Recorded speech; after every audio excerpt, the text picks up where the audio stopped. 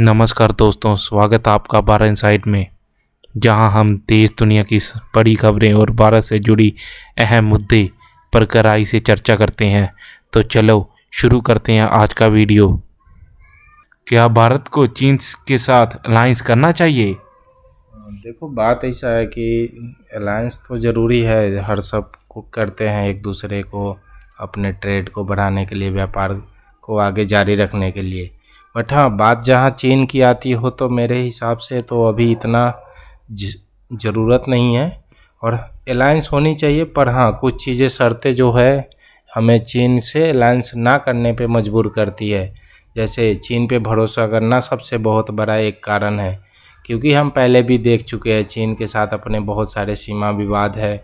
और पहले भी जैसे 1962 के युद्ध देख लो, इसमें भी एक धोखेबाजी ही सामने आया था। चीन की विस्तारवादी नीतियाँ जो ऐसे डोकलाम में जो क्लैश सामने आया था, वो भी एक बहुत बड़ा कारण है। उसके विस्तारवादी नीति का एक पार्ट था वो। तो इस वजह से हमारे हिसाब से तो चीन के साथ अभी अलायंस करना उतना ज़रूरी नहीं था जितना बाकी अदर कंट्री के साथ सही चल रहा था। हाँ, फ़िलहाल ये मान सकते हैं कि अमेरिका का दबाव आया था, समय सही नहीं चल रहा था। पर ऐसा नहीं हो सकता कि हम पुरानी बातों से कुछ सीखें ना और फिर से सेम रिपीटेटिव गलती करने के लिए तैयार हो जाए। पर आई होप कि ये जो भी हुआ है फ्यूचर में इसके असर दिखे और में भी अच्छा हो देश के लिए। ठीक। भारत और चीन के रिश्तों में सबसे बड़ा मुद्दा क्या है? भारत और चीन का सबसे बड़ा जो मुद्दा है वो खास करके सीमा भी के लेके है, जो एलएसी के नाम से जानते हैं, जो लाइन ऑफ एक्चुअल कंट्रोल। पहले भी हम देख चुके हैं, जो डोकलाम में जो क्लाइसिस हुआ था वो वही है मेन। और दूसरा वो हो गया कि चाइना क्लेम करता है अरुणाचल प्रदेश की हमारा है। चाइना इंडिया के ही पार्ट को नहीं, अपने दूसरे पड़ोसी देशों को भी ऐसे ही तंग करते रहता है। तो चाइना का ये जो तरीका है, इस वजह से बहुत ही दूसरे कंट्री को, अपने खास करके पड़ोस देशों से उसके संबंध ऐसे ही ख़राब हो रखे हैं। और इंडिया के साथ भी सबसे बड़ा मुद्दा उसका यही है, सीमा को लेके। नहीं तो काश हम लोग भी यूएस और कनाडा जैसे बढ़िया अलायंस शेयर कर रहे होते और अपने व्यापार में एक दूसरे का सहयोग करके दोनों सही से विकास के रास्ते पे चल रहे होते। पर ये ऐसा नहीं हो रहा है। कोई बात नहीं, पर फ्यूचर में इन केस कुछ भी संभव है, क्योंकि ये जियोपॉलिटिक्स है। बने रहिए भारत इनसाइट पे। अगले सवाल की तरफ बढ़ते हैं। अगर भारत और चीन एक साथ आए तो क्या फायदे हो सकते हैं? वो अगर भारत और चीन एक साथ आए तो मेरे हिसाब से खास करके यहाँ पे ना आर्थिक सहयोग हो गया और व्यापार में बढ़ोतरी हो जाएगा। दूसरा फ़ायदा यही होगा कि हमारा मार्केट पे कैप्चर जो होगा वो ज़्यादा हो सकता है परसेंटेज में, क्योंकि हम दोनों कंट्री के पास जो पावर है मेन पॉपुलेशन का है। ठीक है, अगर पॉपुलेशन का पावर हमारे पास है तो हम चीज़ों को सस्ता में कम दर पे हम बना सकते हैं और ज़्यादा से ज़्यादा बना के दूसरे के मार्केट में सप्लाई भेज सकते हैं, जिससे हमारा मार्केट पे एक तरह से कब्जा बोल सकते हैं कि होगा। तो व्यापार में हम लोग एक साथ सहयोग करके उसे ज़्यादा मुनाफा कमा सकते हैं। ये तो ठीक है, बट चीन पर भारत की आर्थिक निर्भरता क्यों खतरनाक है?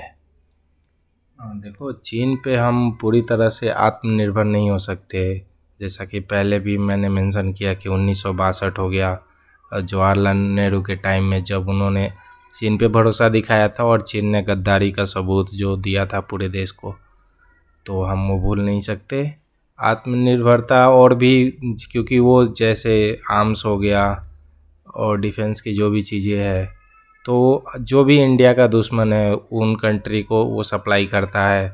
और ख़ास करके इस वजह से आत्मनिर्भरता, क्योंकि कभी ज़रूरत के समय पे जो तुम्हारी ज़रूरत की चीज़ें हैं, अगर हम उस पर निर्भर रहे तो वो हो सकता है कि अपने हिसाब से उसको यूज करे। जैसे रेयर अर्थ मिनरल का ज़रूरत है हमारे जैसे कार इंडस्ट्री में चाहिए होता है कि मुझे चिप्स बनानी है, ठीक है, लाइट में लगानी है चिप्स, वो तुम्हारे हर एक इलेक्ट्रिक जो भी सर्किट बनते हैं उसमें चिप चाहिए ही चाहिए, और उसके अंदर चिप बनाने में लगते रेयर अर्थ मिनरल का ज़रूरत होता है। और सबसे बड़ा इसका कंट्रोल करता है चाइना। 83% लगभग खुद दुनिया का रेयर अर्थ मिनरल कंट्रोल करता है। तो ज़रूरत के समय पे वो सप्लाई रोक देता है, जिससे कि तुम्हारी कार इंडस्ट्री, टेक इंडस्ट्री बंद होने लगती है और उस पर महंगाई बढ़ने लगता है। इस वजह से आत्मनिर्भरता, किसी भी कंट्री को दूसरे पे आत्मनिर्भर होने से खतरा हमेशा बना रहता है। तो इसलिए हमेशा होता है make in India and make great in India. जी, भारत को किस तरह की विदेश नीति अपनानी चाहिए? भारत में विदेश नीति तो ऐसे रखा गया है कि वसुधैव कुटुंबकम वाली बात होती है, पर बस ये सिर्फ इंडिया के तरफ से ही ज़्यादा दिखता है। दूसरे के तरफ से जस्ट लाइक जब पाकिस्तान के साथ क्लैशेस हुआ था तो सबको उम्मीद था कि बहुत सारे कंट्री आएंगे इंडिया के सपोर्ट में, पर अगर सही से देखा जाए तो कुछ खास कंट्री ऐसे खुल के सामने तो नहीं आए थे उस टाइम में। तो विदेश नीति और दूसरा हो गया तुम्हारा संतुलन बनाए रखता है इंडिया। बाकी वो मतलब ऐसे झगड़ों के बीच से बचने का कोशिश करता है, जहाँ ज़रूरत हो वहीं पे अपना सहमति दिखाता है, नहीं तो बस अपना साइड में बैठा रहता है। दोस्तों, आपने हमारी बात सुनी, लेकिन अब हम आपकी राय जानना चाहते हैं। क्या भारत को चीन से दूरी बनाकर चलना चाहिए? अपने विचार कमेंट में लिखिए, क्योंकि आपकी सोच की इस चर्चा को और मजबूत बनाएगी। वीडियो अच्छा लगा तो लाइक और सब्सक्राइब जरूर कीजिए। फिर मिलेंगे एक नए मुद्दे के साथ।